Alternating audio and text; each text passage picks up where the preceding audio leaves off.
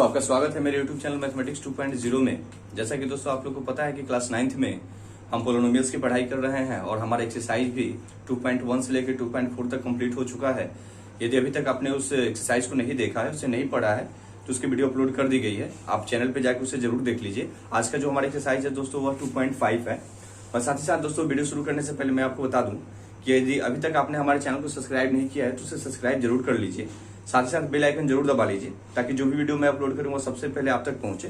साथ ही साथ दोस्तों मैं आपको बताना चाहूंगा कि आज हम जो 2.5 जो पढ़ने वाले हैं इसमें कुछ हम अलजेब्रिक फार्मूला का प्रयोग करेंगे। उसी के प्रयोग से हम क्वेश्चन बनाने का प्रयास करेंगे और इजी से इजी जितना हो सके हम उसको बनाने का प्रयास करेंगे। तो मेरे पास भी एनसीईआरटी का बुक है। आप भी अपना एनसीईआरटी का बुक या कोई भी बुक आपके पास जो उपलब्ध हो उसे आप निकाल लीजिए। साथ ही साथ आप अपने साथ में कॉपी और कलम जरूर लेकर बैठिए। आज का जो हमारा एक्सरसाइज है एनसीईआरटी का वो 2.5 है। यह माध्यम सीबीएसई और बिहार बोर्ड दोनों बच्चों के लिए है। तो देखिए हम 2.5 का क्वेश्चन के ऊपर ध्यान देते हैं। तो फर्स्ट क्वेश्चन में दोस्तों कि हमें एक एक्सप्रेशन दे रखा है और इसमें हमें इसका प्रोडक्ट फाइंड करना है। अर्थात प्रोडक्ट का मतलब वही होता है हमें इसका गुणनखंडन प्राप्त करना है। एक नंबर जो क्वेश्चन दे रखा है बाबू जरा ध्यान दीजिएगा लोग। 2.5 एक्सरसाइज 2.5 2.1 से लेकर 2.4 तक हमने पढ़ाई कर लिया है और जो बेसिक जो हमें जानकारी चाहिए था पॉलिनोमियल्स के बारे में जो चीज पढ़ना था हमने उसको भी पढ़ लिया है।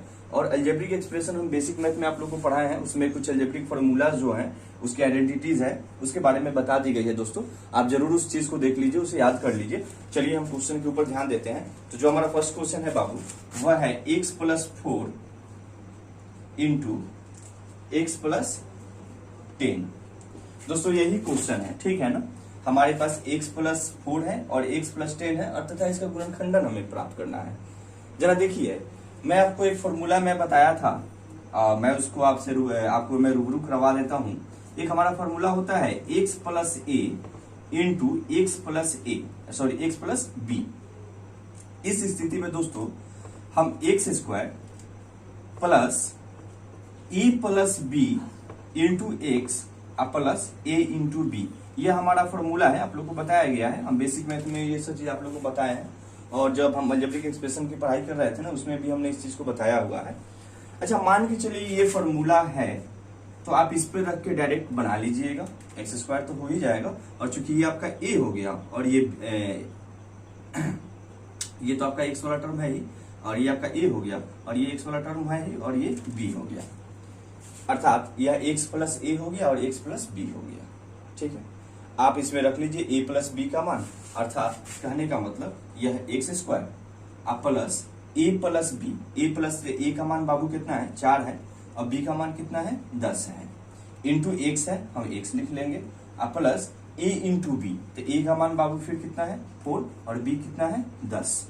इस स्थिति में हम यहाँ पाते हैं कि यह x² प्लस 10 और 4 14, 14 में 1 से गुना करेंगे तो ये तो 14x हो जाएगा आप प्लस 10 चौके 40, अर्थात यह 40 हो गया। यही हमें इसका गुणनखंडन प्राप्त करना था, यही हमारा आंसर हुआ।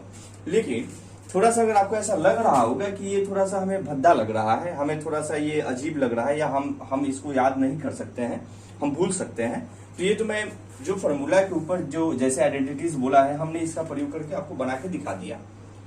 लेकिन मान लीजिए अगर आपको याद नहीं है, उम्मीद है ये भी आपको समझ में अच्छे से आया होगा, लेकिन फिर भी मान लीजिए कि इस टाइप से आपको नहीं बनाना है, आपको याद नहीं है, तो आपके पास आप चाहें तो अपनी सुविधा के लिए आप इसको ऐसे भी बना लीजिए, आप इसको ऐसे भी बना लीजिए।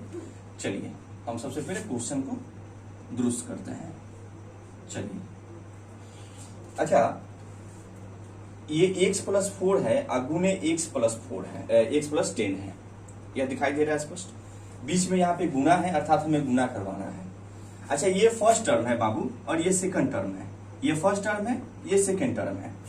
आप क्या कीजिए ना फर्स्ट टर्म को फर्स्ट टर्म से गुना करवा दीजिए, अब फिर फर्स्ट टर्म को ही सेकंड टर्म से गुना करवा दीजिए। याद रखिए हम गुना की बात कर रहे हैं।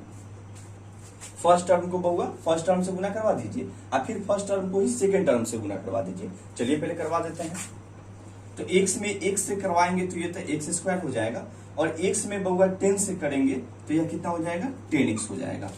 अच्छा फर्स्ट टर्म से तो हमने दोनों में मल्टीप्लाई करवा दिया, अब बचा 4। इससे भी हम सेकंड टर्म को फर्स्ट टर्म से करवा दीजिए, अर्थात 4 को x से करवा दीजिए और फिर सेकंड टर्म को ही सेकंड टर्म से करवा दीजिए। और आपको गुना करवाना है। ठीक, जैसे कि हमने फर्स्ट टर्म से इसमें गुना करवाया, इसी तरह सेकेंड टर्म से भी इसमें गुना करवा दीजिए। तो 4 से हमने x में गुना करवा दिया और 4 से हमने 10 में गुना करवा दिया। जब हम 4 से x में गुना किए तो हमारे पास 4x हो गया, और जब हमने 4 से 10 में गुना किया तो हमारे पास 40 आ गया। ठीक है दोस्तों, अब जरा देखते हैं, आगे बढ़ते हैं।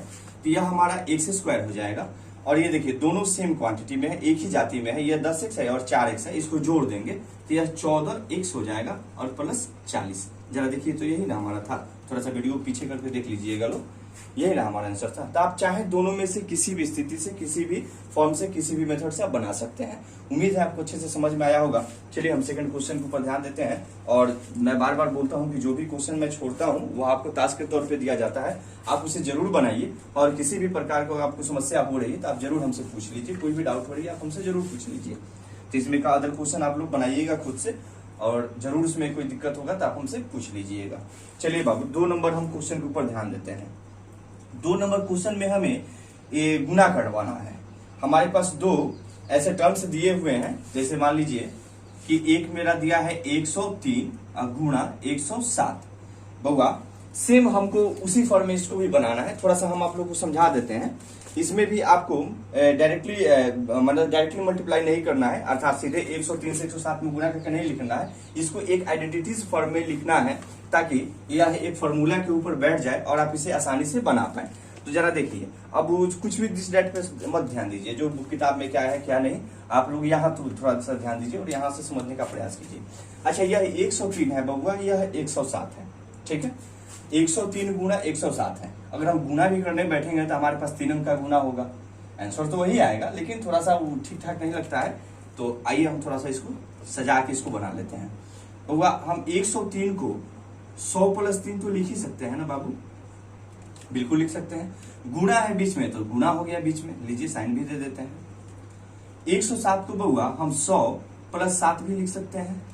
अब जरा देखिए, तो ये पहले वाला क्वेश्चन के जैसा हो गया कि नहीं, x + a x + b हो गया ना, x + a x + b। तो हमने इसके लिए क्या फॉर्मूला बताया था बउआ आपको, जब x + a होता है इंटू x + b होता है। इस स्थिति में बउआ क्या होता है कि आप x² लिख लेते हैं, साथ ही साथ plus a + b into x, अर्थात यह x का कोफिशिएंट गुणांक हो जाता है, अब प्लस a इंटू b होता है। यही ना फॉर्मूला होता है। ये सब बताया हुआ है अलजेब्रिक एक्सप्रेशन में, बेसिक जो मैं मैथ पढ़ाया था सब ये बताया हुआ है।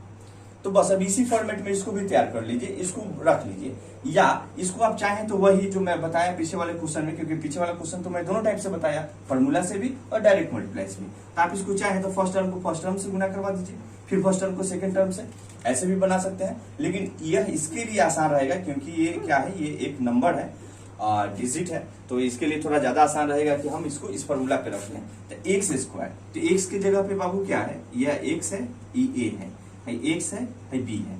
x की जगह पे बउआ क्या है, 100, तो यह तो 100 का स्क्वायर हो जाएगा, प्लस a + b। a का मान बाबू कितना है 3, और प्लस b का मान कितना है बउआ 7, इंटू x का मान कितना है बाबू 100। मैं इसको मिटा देता हूं, ठीक है, 100 से हमने गुणा करवा दिया, अब plus a into b। a का मान बउआ कितना है 3, अब b का मान कितना है 7। अब बस अब इसी का काम कर देना है। तो 100 का स्क्वायर ये कितना हो जाएगा, ये तो 10,000 हो जाएगा, प्लस 7 में 3 को जोड़ना है तो 7 और 3 10 हो जाएगा, और 10 में जब 100 से गुना करवाएंगे बउआ तो ये तो 1,000 हो जाएगा ना। अब प्लस जब 7 को 3 से गुना करवाएंगे तो यह 21 हो जाएगा। अब आप इसको जोड़ दीजिए, तो ये 2 2 1 2 0 1 1, अर्थात यह 11021 आ गया, अर्थात 11,021 आ गया। यही बउआ आपका आंसर हुआ।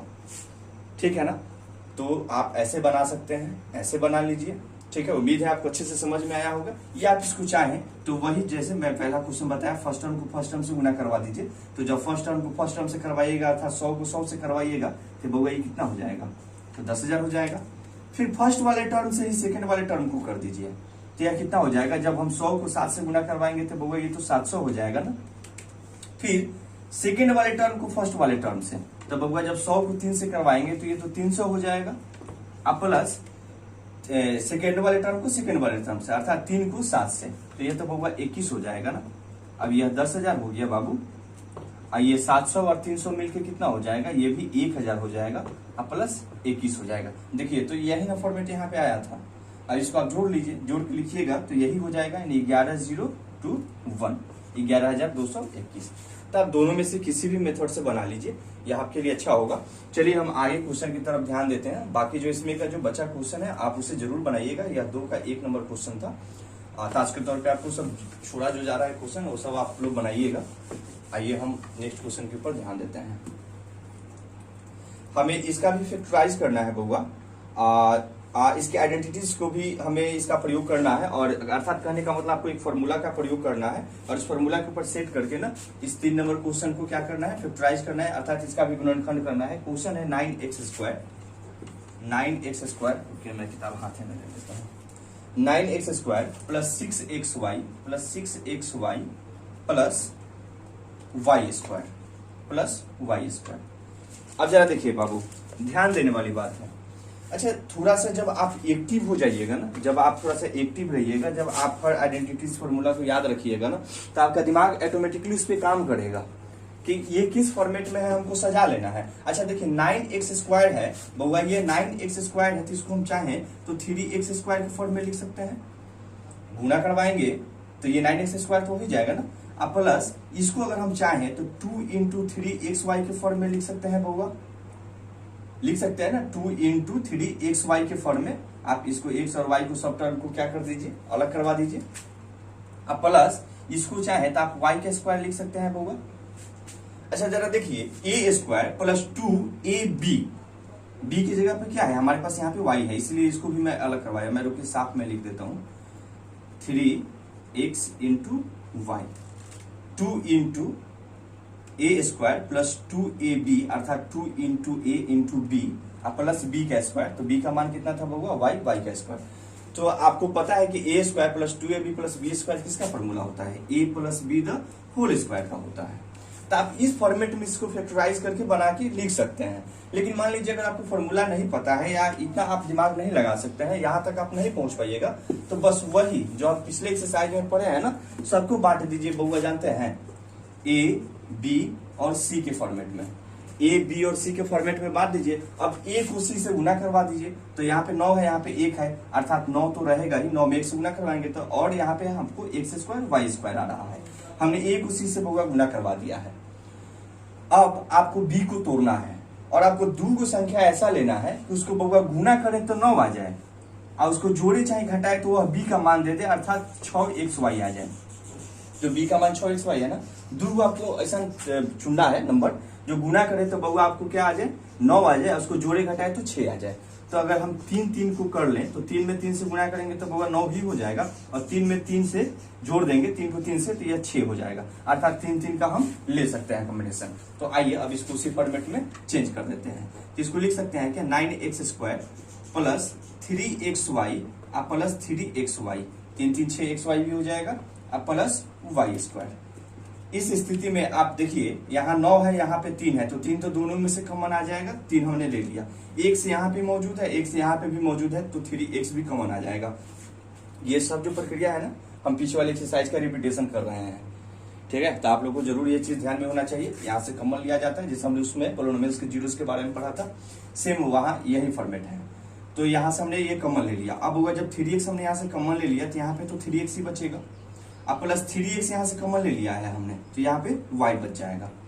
इसी फॉर्मेट में दोस्तों यहाँ से भी कॉमन ले लीजिए, तो यहाँ 3 नहीं है कॉमन, y हाँ y कॉमन है, तो आप यहाँ से y ले लीजिए बउआ कॉमन, तो यहाँ पे यह 3x बच जाएगा, और ये चूंकि 2 y में से तो y हमने ले ही लिया है, तो यहाँ पे y बच जाएगा। देखिए ब्रैकेट के अंदर वाला जो हमारा आ रहा है नंबर, जो हमारे पास आइडेंटिटीज आ रही है, जो हमारे पास एक्सप्रेशन आ रहा है, बिल्कुल इक्वल है, यह इक्वल होना भी चाहिए। अगर यह इक्वल नहीं है इसका मतलब कहीं ना कहीं गड़बड़ है। तो इन दोनों में से हम एक को लिख लेते हैं, अर्थात 3x प्लस y को लिख लीजिए, और इनटू यह कितना हो जाएगा 3x प्लस y, अर्थात जो हमारा कोफिशिएंट होता है उसको हम लिख लिए। अब जरा देखिए a plus b into a plus b, अच्छा 2 गुने 2, तो आप इसका 2 का स्क्वायर नहीं लिख सकते हैं, तो वही फॉर्मेट है। आप इसको चाहें आप इसको यहाँ पे आंसर कर दीजिए, या इसको चाहें तो 3x plus y the whole square भी लिख लीजिए। आप जैसा चाहें इसको लिख लीजिएगा, आपका ये भी आंसर हो जाएगा, ये भी हो जाएगा। तो ये मैंने इजी फॉर्म में आपको बताया बउआ। अगर आप लोग चाहें थोड़ा सा, अगर आप लोग को ज्यादा स्टैंडर्ड में बनाना है, फॉर्मूला याद है, तो आप लोग इसको इसी फॉर्म में तोड़ दीजिए। देखिए याद रखिए, a² + 2ab + b²। अगर आपको फॉर्मूला याद है, अगर उस फॉर्मेट में इसको आप तोड़ पाएंगे तो आप उसे जरूर तोड़ के उसी फॉर्मेट में बनाइए। जैसे इजीली मैं आपको तोड़ के बताया था, समझाया था कि कैसे हमने इसको तोड़ा है। आपको बस दो ही चीज तो याद रखना है, ए और बी वाले टर्म पे याद रखिए ना, ये अपने आप टूट जाएगा। तो देखिए बी में हमारे पास 1a है और ए में हमारे पास 9 है, तो 9 का आराम से अगर हम अंडर रूट कर देते हैं तो 9 का स्क्वायर रूट हमारे पास आराम से आ जाता है 3, अर्थात यह 3 के फॉर्मेट में टूट जाएगा। और चूंकि x² है तो x² तो आराम से हो जाएगा x × x, तो एक x भी आ जा रहा है और 9 को हम 3 × 3 लिख सकते हैं, अर्थात इसका स्क्वायर का हम आराम से इसका वैल्यू निकाल सकते हैं, क्योंकि ये हमारे पास एक परफेक्ट स्क्वायर रूट है। ठीक है ना, तो इसी फॉर्मेट में हम यहाँ से इसको तोड़ लिया, इसको लिख के बना लिया। अगर वैसे आपको नहीं बनाना है तो आप चाहें तो आप इसको ऐसे भी बना लीजिए, दोनों में से किसी भी मेथड से आप बनाइए। बाकी इसमें का जो बचा हुआ क्वेश्चन है जरूर से बनाइएगा, और अगर दिक्कत होगी तो जरूर आप उनसे पूछ लीजिएगा। उम्मीद है कि आपको बहुत अच्छे से समझ में आया होगा। अब जरा देखिए 4 नंबर जो क्वेश्चन है बउआ, 4 नंबर क्वेश्चन के ऊपर हम ध्यान देंगे।